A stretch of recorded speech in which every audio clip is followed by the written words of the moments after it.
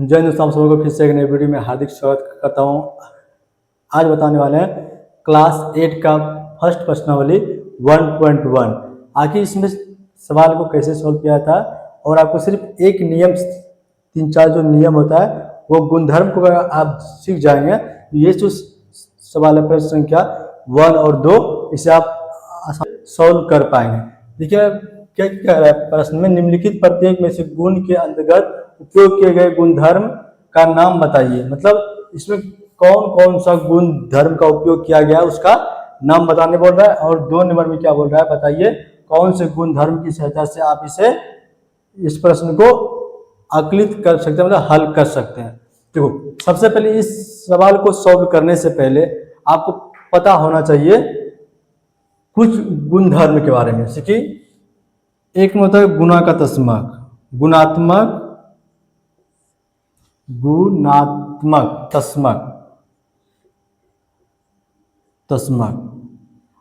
आखिर ये नियम क्या होता है गुणधर्म?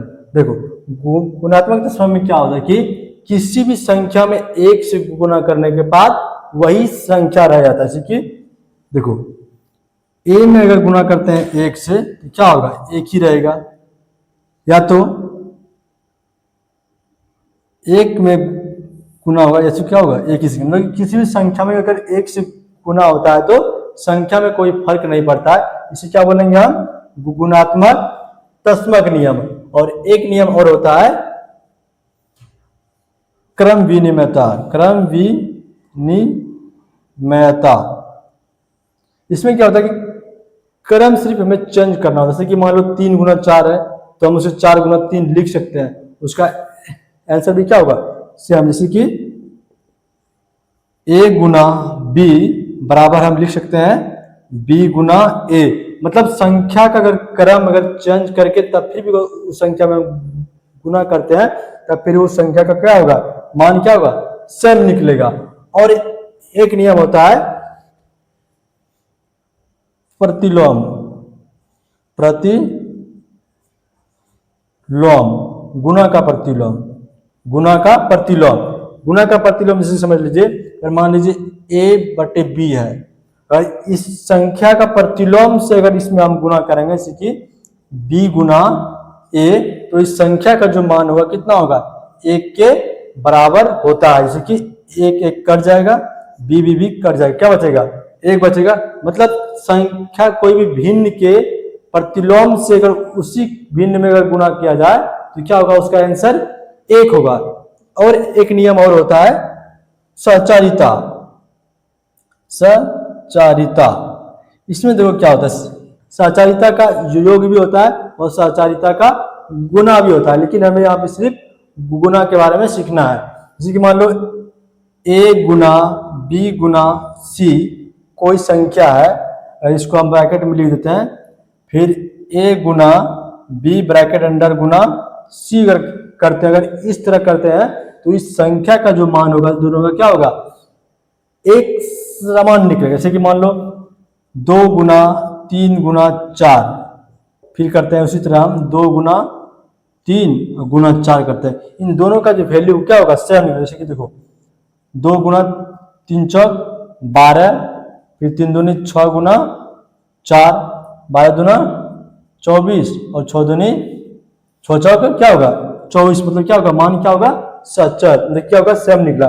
इसी को क्या बोलते हैं हम, सचारिता नियम, सचारिता का गुण बोलते हैं। और ये क्या हो गया, गुणात्मक तस्मक का गुण। मतलब किसी भी संख्या में अगर 1 से गुना किया जाए तो संख्या में कोई चेंज नहीं होता, मतलब वही संख्या रह जाता है। और फिर होता है क्रम विनिमयता में, संख्या के क्रम को अगर चेंज कर देने के बाद भी अगर उसमें गुणा करेंगे तो संख्या का जो वैल्यू होगा क्या होगा, सेम निकलेगा।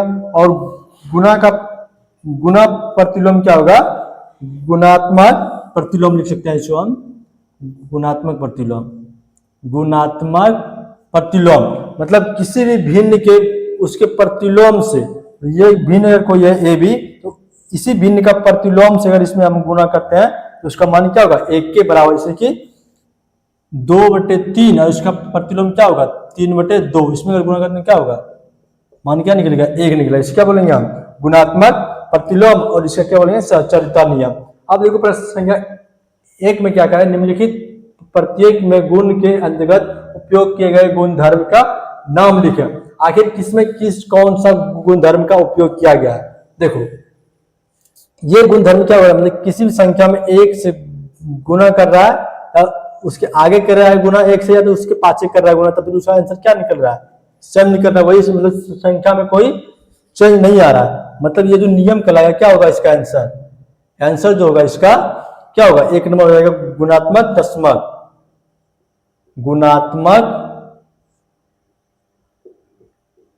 तस्मक नियम। और 2 नंबर में क्या बोला, देखो सिर्फ क्या कर रहा है, क्रम सिर्फ चेंज कर रहा है। मतलब ए को अगर मान लेते हैं ये ए है और ये बी है, तो क्या किया यहाँ पे बी और ए कर दिया, मतलब क्या किया यहाँ पे क्रम को चेंज कर रहा है। इसलिए कौन सा नियम होगा इसका आंसर? इसका जो आंसर होगा कौन सा नियम होगा?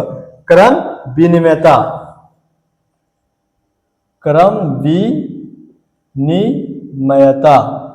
ये होगा क्रम विनिमयता नियम। अब यहाँ पे देखो क्या बोला, सिर्फ संख्या का क्या कर रहा है, प्रतिलोम से अगर गुणा कर रहा है तो उसका मान क्या है, यहाँ पे 1 निकला। इस नियम क्या बोलते हैं हम? गुणात्मक प्रतिलोम। मतलब गुणा का प्रतिलोम, अगर किसी भी भिन्न के अगर उसके प्रतिलोम से अगर गुणा करेंगे उसका मान क्या होगा? मेरा 1 निकलेगा। इसका जो आंसर होगा गुणात्मक प्रतिलोम। ये होगा प्रश्न 1 का आंसर। अब प्रश्न संख्या 2 में क्या कह रहा है, देखो बताइए कि कौन से गुण धर्म की सहायता से आप 1/3 इंटू ब्रैकेट अंडर 6 इंटू 4/3 को 1/3 इंटू 7 6 ब्रैकेट बंद गुना 4/3 के रूप में अभिकलन करते हैं। मतलब इस जो प्रश्न है, अगर इसको हमें हल करना तो किस गुणधर्म के नियम से हम इसे हल कर सकते हैं? देखो यहाँ पे नीचे बताए हैं आचार्यता नियम। देखो इसे मान लेते हैं ए और इसे मान लेते हैं हम बी और इसे मान लेते हैं हम सी। यहाँ पे क्या हो गया, ए को बाहर छोड़ा इसमें, तो बी और सी को क्या किया, अंदर किया। फिर यहाँ पे ए और बी को किया अंदर, तो सी को क्या किया, बाहर किया। उसी तरह देखो सेम है ना संख्या, उसी तरह है। इसलिए यह जो नियम होगा, जो इसका जो आंसर होगा, मतलब किस नियम से हल होगा, किस नियम से? सचारिता नियम से। इसका जो आंसर क्या होगा? सचारिता, सचारिता। ये वो प्रश्न वाली 1.1 का 2 सवाल और 2 सवाल का आंसर। आपको सिर्फ इस बेसिक के बारे में आपको पता होना चाहिए कि गुणात्मक तस्मक क्या होता है, क्रम विनिमयता क्या होता है, गुणात्मक प्रतिलोम क्या होता है और सचारिता क्या होता है। अगर इस नियम के बारे में अगर आप जान जाएंगे तो इस जो 1.1 में जो 2 सवाल दिया गया है उसे आप आसानी से सॉल्व कर पाएंगे। तो सिंपल समझना है कि ये सिर्फ 1 नियम 2 3 और 4 नियम आपको पता रहना चाहिए। उसके बाद आप इस प्रश्नावली 1.1 का जो 2 सवाल दिया है 1 और 2 उसे आप आसानी से सॉल्व कर पाएंगे। ये हुआ आपका बेसिक जो मिटा रहा है, आप इसे कॉपी में उतार करके याद कर लेना, ताकि आपको प्रश्नावली 1.1 को बनाने में कि कोई किसी भी प्रकार का दिक्कत नहीं हो।